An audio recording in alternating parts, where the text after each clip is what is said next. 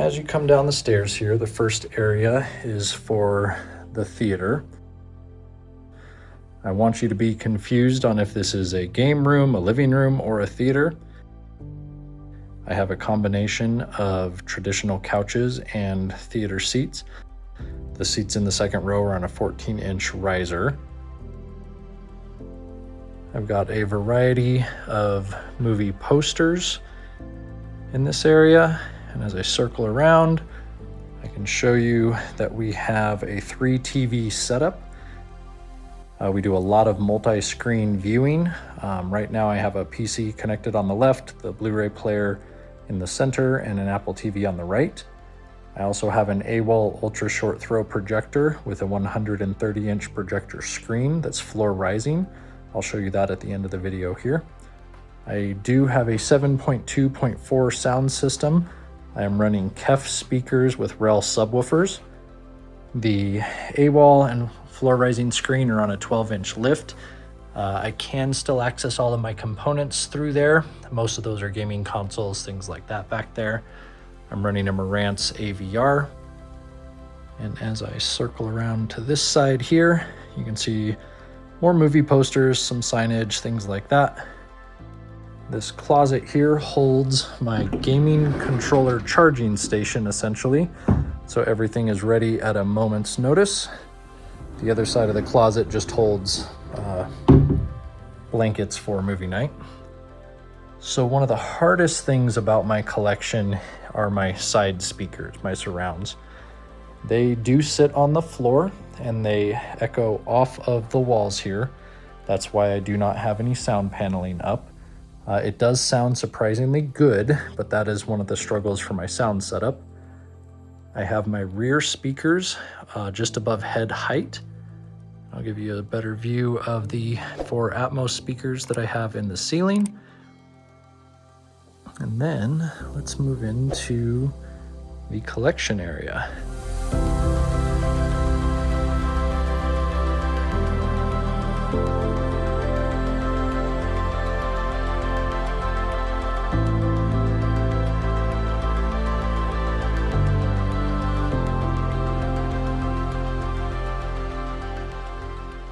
So everything is alphabetized. If you follow the walls to the left, you'll be able to wind around and find the movies that you're looking for with ease. Come into this space here, picks up in the B's and goes all the way around.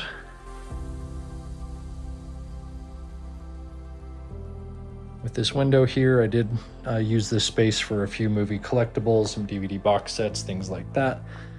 And then one of the cool things is this shadow box.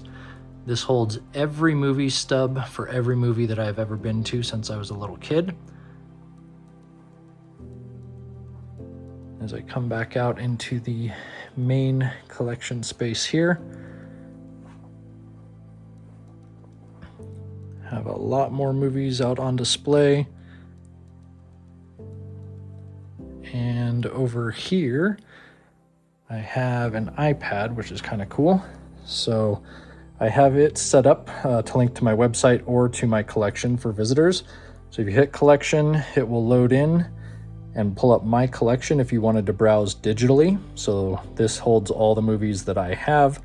You can come in here, click on a movie, you can watch a trailer, anything right from the iPad. That always entertains people. And then on this side here, I have my gaming collectibles.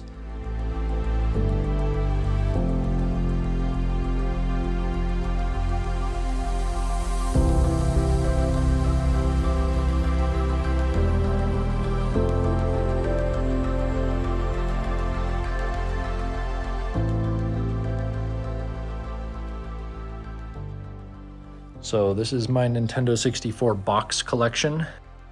There are no games in there, it's just boxes. Most of them are in excellent condition. I'm not much of a comic guy, but I do have a few comics, largely Sonic the Hedgehog. This was the first comic I ever owned. I've got a small stack of Sonic comics there.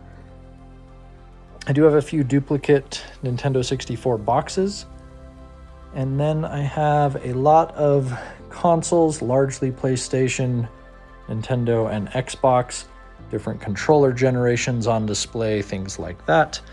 I do want to add more retro consoles to the collection here. I sold many of mine when I was younger and wish that I had them back for display. And then I also have a variety of physical games here. Largely the Switch games are on display. I have stopped collecting physical games for modern consoles. The Switch one was the last generation that I collected physically.